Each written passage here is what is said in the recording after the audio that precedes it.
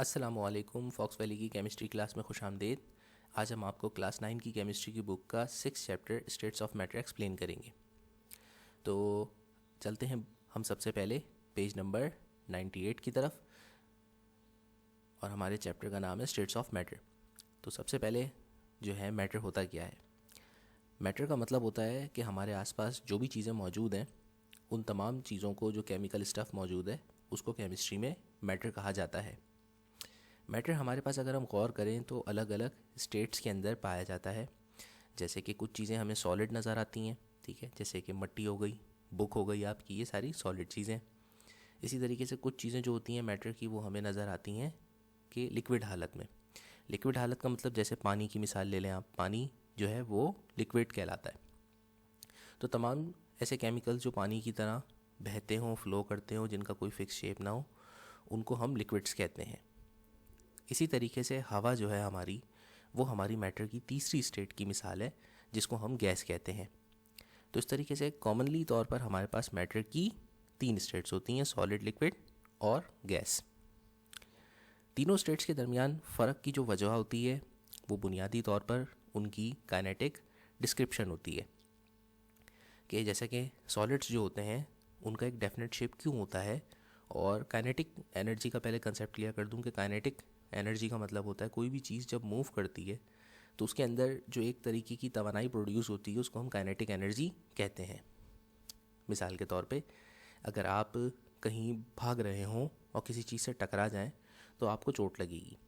अगर आप स्लो भाग रहे होंगे तो टकराने पर चोट जो होगी, उसका इम्पैक्ट जो होगा वो कम होगा। लेकिन अगर आप बहुत तेज़ी से भाग रहे थे तो बहुत तेज़ी से भागने से जब आप किसी चीज़ से टकराएंगे तो आपको ज़्यादा दर्द महसूस होगा। तो ये फ़र्क इसलिए है क्योंकि जब ज़्यादा भागते हैं तो काइनेटिक एनर्जी ज़्यादा होती है, कम भागते हैं काइनेटिक एनर्जी कम होती है। तो सिंपली काइनेटिक एनर्जी किसी भी सब्सटेंस, किसी भी पार्टिकल, मॉलिक्यूल के अंदर मूवमेंट की वजह से प्रोड्यूस होने वाली एनर्जी को कहा जाता है। और हमारे पास जो आसपास जितना भी केमिकल स्टफ़ नज़र आता है वो छोटे छोटे ज़र्रात से मिलकर बनता है। उन ज़र्रात को मॉलिक्यूल्स कहते हैं।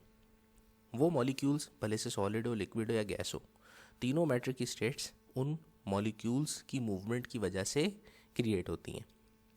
सॉलिड्स के अंदर मॉलिक्यूल्स ना होने के बराबर हिलते हैं, बहुत ही स्लो उनकी मूवमेंट होती है, उनको इजाज़त ही नहीं होती, मतलब उनके स्ट्रक्चर ऐसा होता है कि वो हिल नहीं सकते ज़्यादा। जबकि लिक्विड्स के अंदर वो थोड़ा सा मूव कर सकते हैं, और गैसेस के अंदर मूवमेंट उनकी ज़्यादा होती है। तो इसी काइनेटिक डिस्क्रिप्शन के तहत हम आगे चल के आपको इन तीनों स्टेट्स के जो मेन कैरेक्टरिस्टिक्स हैं वो एक्सप्लेन करते हैं। जैसे कि हमने अभी बताया कि सॉलिड्स जो होते हैं वो उनकी सॉलिड स्टेट इस वजह से होती है कि उनके जो मॉलिक्यूल्स होते हैं उनके दरमियान कोई स्पेसिंग नहीं होती, वो बहुत टाइटली पैक होते हैं एक दूसरे के साथ, और जो है सिर्फ और सिर्फ वो बैक एंड फोर्थ यानी कि वाइब्रेशन की तरह हिल सकते हैं। जैसे आपका मोबाइल, अगर उस पर कॉल आती है तो वो वाइब्रेट सिर्फ ऊपर नीचे ही वाइब्रेट कर सकता है, कहीं उठ के भाग नहीं सकता। तो ये जो है आपकी वाइब्रेटरी मूवमेंट कहलाती है। तो सॉलिड के अंदर जो छोटे छोटे पार्टिकल्स होते हैं वो सिर्फ और सिर्फ वाइब्रेटरी मूवमेंट करते हैं, इससे ज़्यादा मूवमेंट नहीं करते। इसीलिए चूँकि उनकी मूवमेंट ज़्यादा नहीं होती तो वो जहाँ होते हैं वो फिक्स्ड पार्टिकल्स की एक शेप क्रिएट हो जाती है, उसको हम सॉलिड शेप कहते हैं।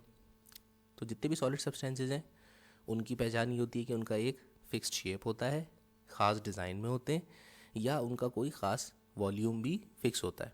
जैसे किताब है, इसका एक ख़ास वॉल्यूम है और इसका एक ख़ास शेप है। जबकि दूसरी तरफ चले लिक्विड्स के बारे में बात करें तो लिक्विड्स जो होते हैं उन मॉलिक्यूल्स के दरमियान स्पेस थोड़ा ज़्यादा होता है, वो एक दूसरे के साथ टाइटली पैक नहीं होते। तो इसकी वजह से उसके मॉलिक्यूल्स की, लिक्विड की पोजीशन फिक्स नहीं होती, वो मूव कर सकते हैं और तमाम डायरेक्शंस में वो मूव करते हैं, जिसकी वजह से वो फिक्स शेप तो नहीं रखते, अलबत्ता उनका वॉल्यूम होता है। पानी को जिस भी कंटेनर में, जिस भी बॉटल में या ग्लास में डालेंगे आप, तो पानी उसी कंटेनर का शेप एग्जिस्ट कर लेगा, एक्वायर कर लेगा। तो उसका कोई ख़ास फिक्स शेप नहीं होता इसी वजह से, लेकिन उसका वॉल्यूम फिक्स होता है कि वो उसको एक ख़ास जगह चाहिए होती है, तो उसका फिक्स वॉल्यूम ज़रूर होता है लेकिन उसका फिक्स शेप नहीं होता।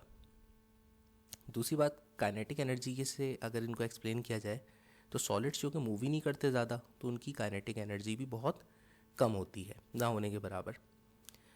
लिक्विड्स जो कि मूव कर सकते हैं, तो लिहाजा सॉलिड्स के मुकाबले में लिक्विड्स के अंदर काइनेटिक एनर्जी जो होती है वो थोड़ी ज़्यादा होती है।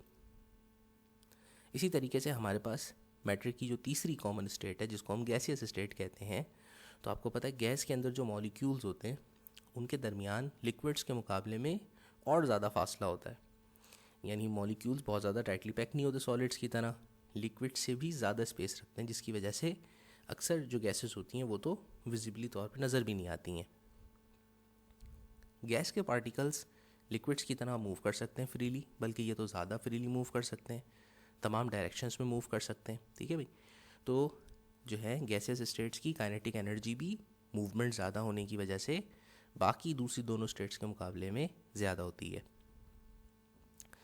अब हम चलते हैं अपने नेक्स्ट टॉपिक की तरफ, जो कि है inter conversion of three states. तो मैटर की जो है तीन हालतें होती हैं, सॉलिड, लिक्विड और गैसेस, और ज़रूरी नहीं कि ये जिस हालत में मैटर जो नज़र आता है वो उसी हालत में हमेशा रहे। आप इन स्टेट्स के दरमियान शिफ्टिंग भी करवा सकते हैं, यानी कि सॉलिड कन्वर्ट हो सकता है नेचुरली तौर पे लिक्विड के अंदर और गैस के अंदर। इसी तरीके से गैस भी कन्वर्ट हो सकती है लिक्विड में और सॉलिड के अंदर। तो जनाब इसे कहते हैं inter conversion of three states of matter. अब ये होता कैसे है? मिसाल के तौर पे अगर आप पानी को हीट करें और बॉयल करें तो पानी जो है नेचुरली तौर पे तो लिक्विड स्टेट में होता है, लेकिन जब आप उसको हीट एनर्जी प्रोवाइड करते हैं तो वो थोड़ी देर बाद उबलने लगता है। तो जब वो उबलने लगता है तो आप नोटिस करें उसके ऊपर से गैसेस निकल रही होती हैं, यानी पानी भाप में कन्वर्ट हो रहा होता है, वेपर्स में।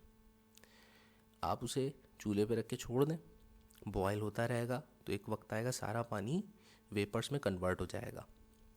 तो वो जो वेपर्स होते हैं वो सारे के सारे गैसियस स्टेट होती है। तो उस तरह से लिक्विड कन्वर्ट हो गया गैसियस स्टेट में। कैसे कन्वर्ट हुआ? हीट करने पे। इसी तरीके से कुछ हमारे पास सॉलिड सब्सटेंसेस भी ऐसे होते हैं जो कि हीट करने पर बजाय इसके कि लिक्विड स्टेट में कन्वर्ट हों, वो डायरेक्टली गैसियस स्टेट में चले जाते हैं।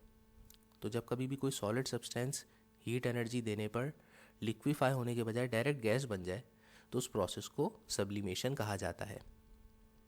हमारे पास सब्लिमेशन बहुत सारे सॉलिड सब्सटेंसेस करते हैं, जैसे मिसाल के तौर पे आयोडीन, अमोनियम क्लोराइड और नेफ्थलीन।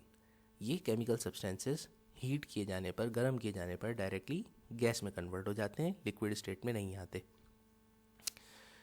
इसी तरीके से हमारे पास हम अगर जो है रिवर्स प्रोसेस करें, जैसे कि हम किसी भी जो है हमारे पास सॉलिड या लिक्विड सब्सटेंस है, जैसे लिक्विड को भी हीट किया, गैस स्टेट में कन्वर्ट कर दिया, इसी तरह से हम लिक्विड को ठंडा करके दोबारा से सॉलिड स्टेट में भी लेके आ सकते हैं।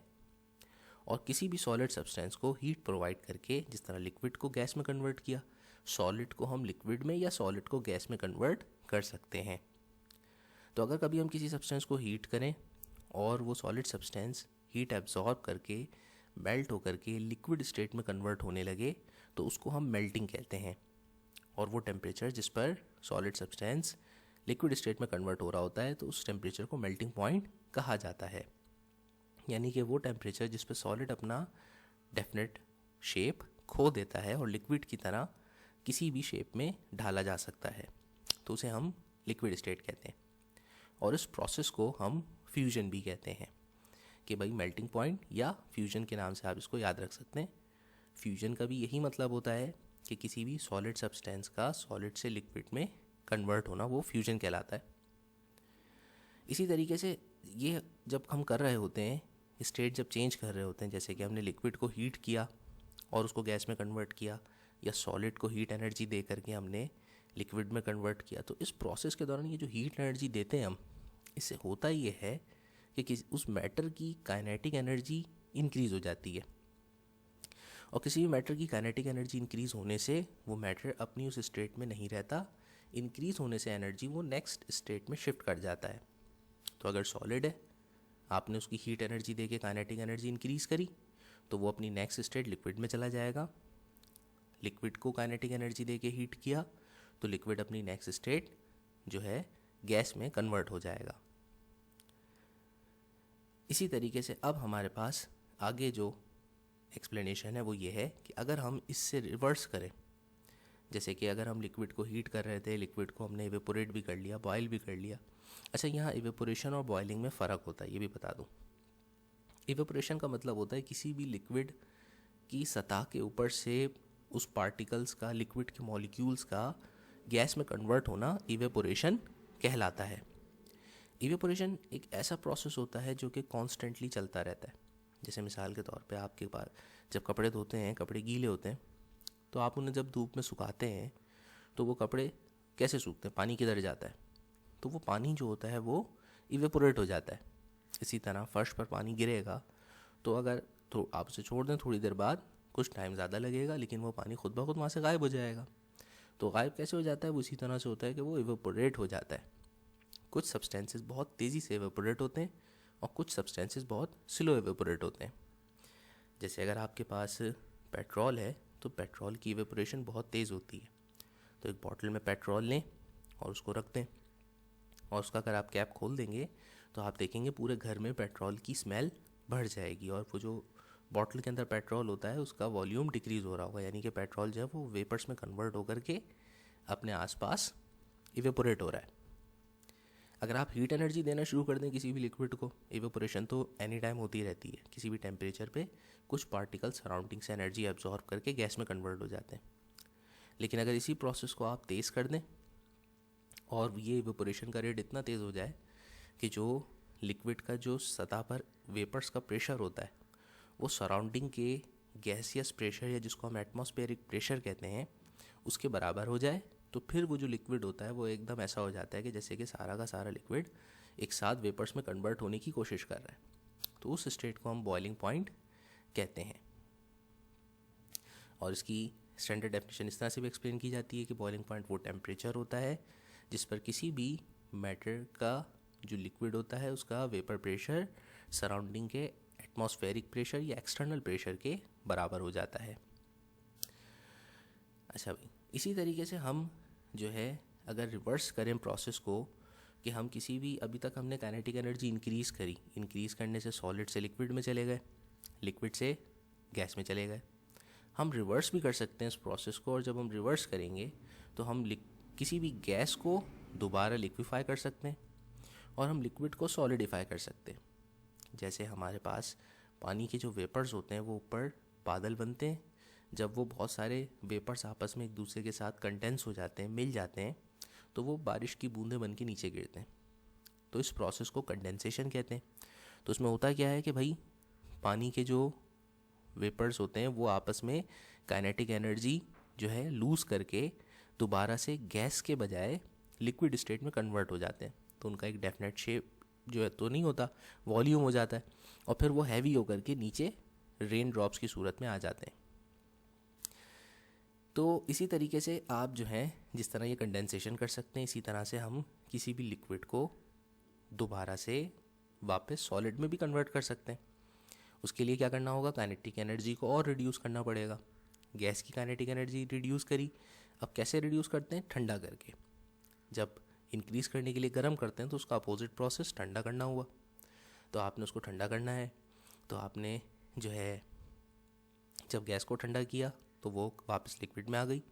अब आप लिक्विड को ठंडा करेंगे तो वापस दोबारा सॉलिड में कन्वर्ट हो जाएगा। तो जब हम पानी को फ्रीज़र में रख करके बर्फ़ जमाते हैं तो वो फ्रीजिंग जो होती है वो उसकी मिसाल होती है कि हम उसकी स्टेट चेंज कर रहे हैं, लिक्विड से दोबारा उसको सॉलिड में कन्वर्ट कर रहे हैं। इसको सॉलिडिफिकेशन यानी फ्रीजिंग कहते हैं। अच्छा भाई, उसके बाद हमारे पास जो बुक में अगला टॉपिक जो हमें दिया हुआ है वो है diffusion in gases and liquids. Diffusion किसे कहते हैं? डिफ्यूजन एक प्रोसेस होता है जिसका मतलब होता है कि किसी भी मॉलिक्यूल्स का, मैटर के पार्टिकल्स का किसी एक जगह से, हायर कंसंट्रेशन वाली जगह से जहाँ उनकी तादाद ज़्यादा है, किसी ऐसी जगह मूव करना जहाँ उनकी कंसंट्रेशन या उनकी तादाद कम है। तो इस प्रोसेस को, किसी भी सब्सटेंस के फैलने को, उसके पार्टिकल्स के दूर दूर तक मूव करने को हम डिफ्यूजन कहते हैं। तो डिफ्यूजन जो होती है वो ज़्यादातर गैसेस के अंदर बहुत फास्ट होती है, ठीक है भाई। बाकी लिक्विड्स और सॉलिड्स के अंदर ये फेनोमेना इतना ज़्यादा ऑब्जर्व नहीं किया जाता। तो आपके पास परफ्यूम बड़ी बेहतरीन मिसाल है कि जब आप परफ्यूम जो है यूज़ करते हैं तो परफ्यूम आप इस्तेमाल करते हैं, खुशबू जो होती है वो काफ़ी दूर दूर तक लोगों को आ रही होती है। तो वो उन्होंने तो नहीं लगाया परफ्यूम, पर उनको क्यों स्मेल आती है? वो इसीलिए क्योंकि आपके जो परफ्यूम का जो लिक्विड होता है वो बहुत तेज़ी से एवेपोरेट होता है और उसके पार्टिकल्स जो होते हैं वो हवा के साथ बहुत दूर दूर तक जा रहे होते हैं। तो जहाँ जहाँ जिसको वो पार्टिकल्स जो सूंघते हैं लोग, उनको जो है वो खुशबू का एहसास होता है। तो इस चीज़ को हम डिफ्यूजन कहते हैं। किसी भी सब्सटेंस के डिफ्यूज़ होना यानी कि वो कितनी तेज़ी से डिफ्यूज़ होगा, ये डिपेंड करता है उस सब्सटेंस के मोलर मास या डेंसिटी के ऊपर। तो हमारे पास एक स्कॉटिश केमिस्ट था जिसका स्कॉटलैंड से ताल्लुक़ था, नाम था उसका थॉमस ग्रैहम। तो उसने 1846 में डिफ्यूजन के ऊपर स्टडी करी और उसने डिफ्यूजन पर एक लॉ दिया जिसको ग्रैहम्स लॉ ऑफ डिफ्यूजन भी कहते हैं। उसने ऑब्जर्व गैसेस को किया था।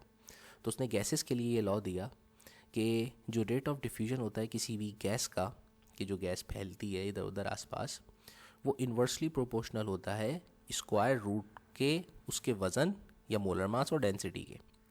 तो मोलर मास और डेंसिटी उसके वज़न को शो करने के लिए ही लिखे गए। तो गोया किसी भी जो गैस, इस लॉ से हम यह अखज़ करते हैं कि अगर कोई भी गैस जिसका वज़न ज़्यादा होगा तो वो डिफ्यूज़ इन्वर्सली प्रोपोर्शनल यानी कि उल्टा होगा। वज़न ज़्यादा है तो डिफ्यूज़ ज़्यादा नहीं होगी, कम डिफ्यूज़ होगी। वज़न कम होगा तो उसकी डिफ्यूजन ज़्यादा होगी। तो हल्की जो गैसेस होती हैं जिनका वज़न कम होता है वो ज़्यादा तेज़ी से डिफ्यूज़ करती हैं, और वो गैसेस जिनका वज़न ज़्यादा होता है वो डिफ्यूज़ जो होती हैं वो कम करती हैं।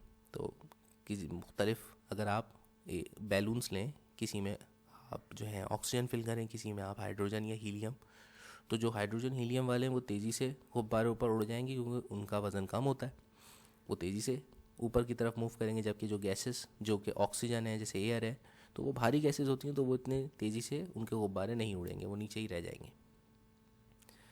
इसी तरीके से अब हमारे पास अगला जो टॉपिक है डिफ्यूजन ऑफ गैसेस के बाद, वो है डिफ्यूजन ऑफ लिक्विड्स।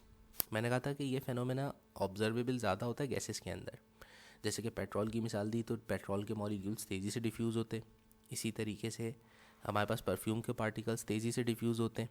लेकिन ये डिफ्यूजन सॉलिड्स और लिक्विड्स में ना होने के बराबर होती है, यानी कि इतनी ज़्यादा लार्ज स्केल पे नहीं होती, पर होती है। अब मुख्तलिफ जो है लिक्विड्स हैं हमारे पास, उनको जब हम इंटरमिक्स करते हैं तो आप उनको गौर करें, वो एक दूसरे के साथ जब मिक्स हो रहे होते हैं। जैसे रूह अफ़ज़ा को आप पानी में डालें तो रूह अफ़ज़ा के पार्टिकल्स को आप देखें वो पानी के अंदर फैल रहा होता है, थोड़ा स्लो स्लो फैल रहा होता है। अगर आप जो है कोई दूसरा लिक्विड उसके अंदर डालें, इंक, जैसे आपकी ब्लू इंक हो गई, आप एक 2 ग्लासेस ले लें, उसमें ये करके देखें तो जो डिफ्यूजन होगी वो इंक की ज़्यादा तेज़ी से हो रही होगी, क्योंकि इंक रूह अफ़ज़ा के मुकाबले में जो होती है वो लेस डेंस होती है। रूह अफ़ज़ा काफ़ी गाढ़ा होता है तो वो इतनी तेज़ी से नहीं फैलता। इंक लाइट होती है, उसके पार्टिकल्स तेज़ी से आपके ग्लास में फैल जाएंगे। तो इसके बाद अब हम चलते हैं हमारे इस बुक के नेक्स्ट टॉपिक की तरफ, जो कि लास्ट टॉपिक है। उसके बाद ये चैप्टर हमारा कंप्लीट हो जाएगा और उस टॉपिक का नाम है ब्राउनियन मूवमेंट।